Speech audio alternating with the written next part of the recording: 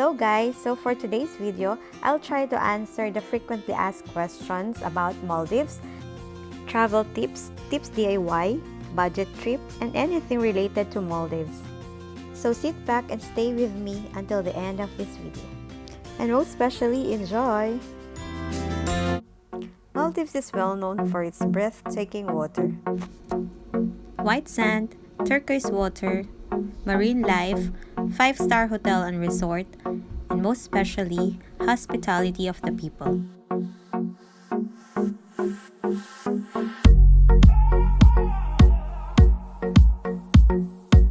Most people's dream is to come to Maldives. So, if you're one of those, this video is for you.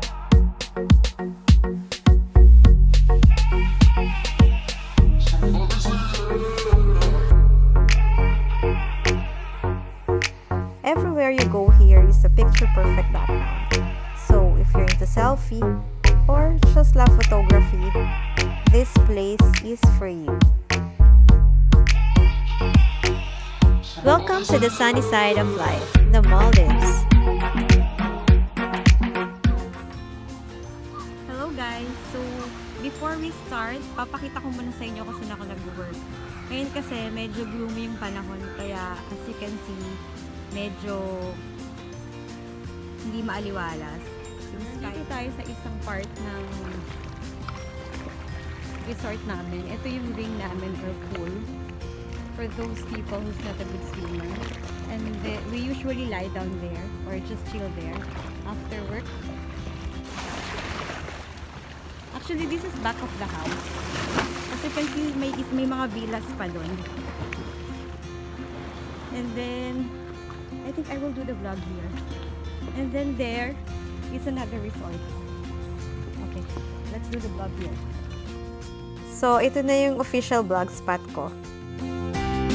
So, nandito ako dito na akong pwesto kasi wala ako ibang pwesto. Tsaka wala masyadong tao. So, simulan natin. Saan ba ang Maldives? Ang Maldives ay part pa rin ng Asia. Kung tayo, Southeast Asia, ang Maldives naman, East Asia. Ano ba yung mga kalapit niyang bansa? Ay Sri Lanka at India.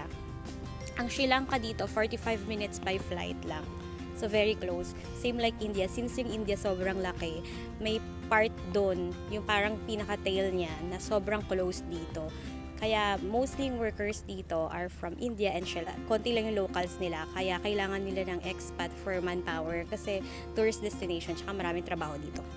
Ilang oras ba yung difference nito sa Pilipinas? Tayo ay 3 hours ahead compare dito.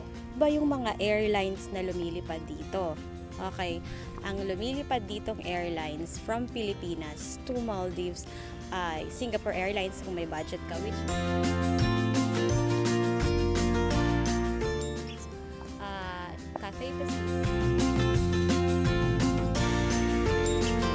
tapos, meron din mga budget airline na lumilipad kagaya ng Scoot, yung type.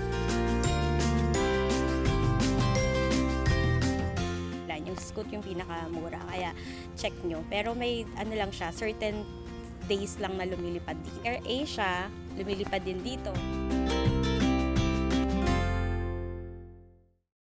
Cebu Pacific, hindi rin siya ganun ka-cheap.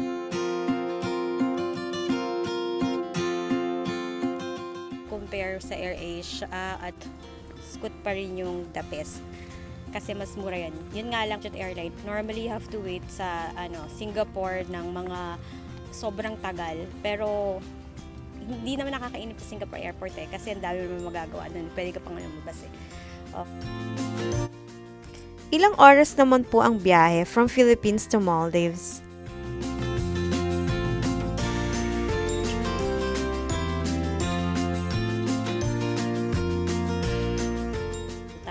When I'm talking about Manila to Singapore, Singapore to Male or to Maldives, pag kinumpute ko lahat siya, 8.5 hours travel time lang. May visa po ba papuntang Maldives? May visa ba dito? Wala. Walang visa dito. Visa upon arrival. Ang kailangan mo lang para makalusot ka sa immigration ay hotel bookings at ayusin mo yung suot mo na mukhang kaya mo naman talaga. So, alam mo na mga best, OOTD sa airport pa lang. Hindi mahirap ditong pumasok na tourist destination, tsaka mababait yung tao, chill lang. Hindi kagaya sa ibang mga countries na you have to present your credit card or yung mga supplementary itineraries. No, you just need to present the hotel bookings and they will yung currency. Widely used dito yung dollar, pero ang ano nila, rupiah, Maldivian rupiah, yung pinaka-currency nila. 1 rupiah is equals to 3 pesos, parang ganun sa atin. Language, widely speak dito ang English. English talaga. Local dialect nila ay Divehi. Madami bang Pinoy dito? Maraming nag-work ditong Pinoy. Mostly nag-work sila sa mga hotels and resorts. Where to stay in Maldives? Kung medyo tight ang budget mo, best, pwede kang magstay sa mga local islands. Ang daming guest house doon na sobrang mura. Kagaya ng Mafushi Island. Try nyo doon, best. Sobrang ganda ng island since dinevelop nila to para sa tourist. Ito ang Mafushi Island.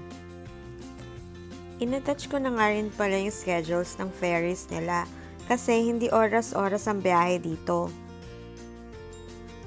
Pag may booking ka sa guest house, normally i-arrange nila yung transfer mo. It's either speedboat or ferry. Pwede rin naman pumunta ka mismo sa Mafushi kahit wala kang booking para mag-check ng mga guest house na bet mo. Ang pamasahe from Mali to Mafushi speedboat ay $25 per person.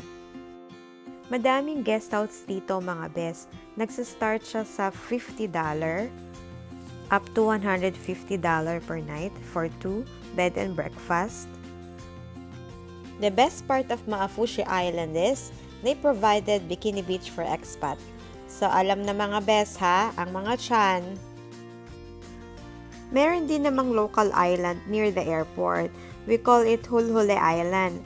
Sobrang dami rin ng guest house doon. Affordable rate din siya. At may beach din.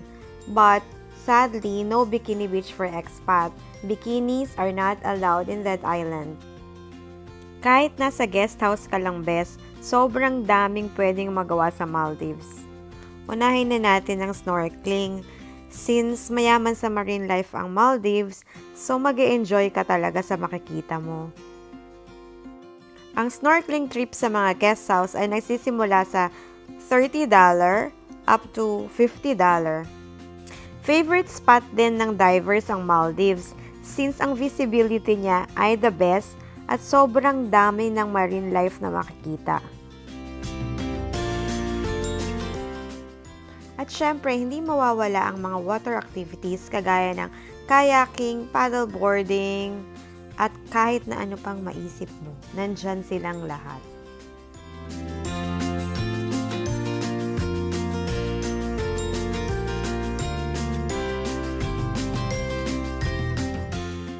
At ang nakikita nyo ay hindi Photoshop.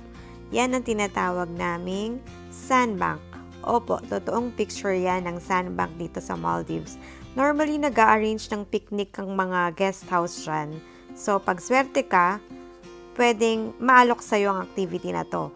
Pag hindi inalok, itanong mo.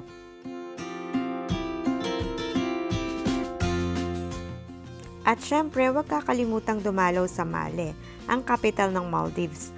Although may kaliitan yung city, pero dito makikita mo ang kultura ng Maldives. At syempre, best, huwag kalimutang mamili ng souvenir. Kahit keychain lang yan, basta galing Maldives. Alam na, ha? At syempre, best, pag-ipunan mo talagang day tours sa mga resort kasi worth the money talaga to. Ito, dito mo mafe-feel ang Maldives vibes. Sa next video ko naman ipopost yung mga day tour at saka yung rate nila. May mga nagpapakasal din dito. Pero kung di mo afford yung rate, hanggang sa prenup muna tayo. Yung mga paandar na shot, pasok na pasok yun dito, best. Kung ang trip mo naman ay mini cruise, meron din silang safari guest house dito. Hindi rin ganun kamahal. Nasa gitna kayo ng tubig, local island hopping, snorkeling. You can stay here like a day or two. It depends on you. sharing you this clip. This is Four Seasons Maldives.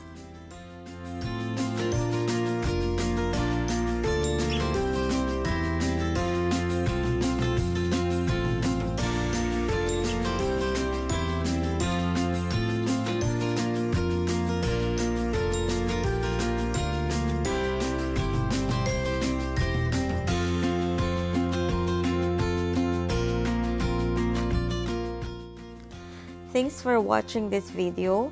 Hope to see you again next time. On my next video, I will try my best to put the detailed budget DIY trip.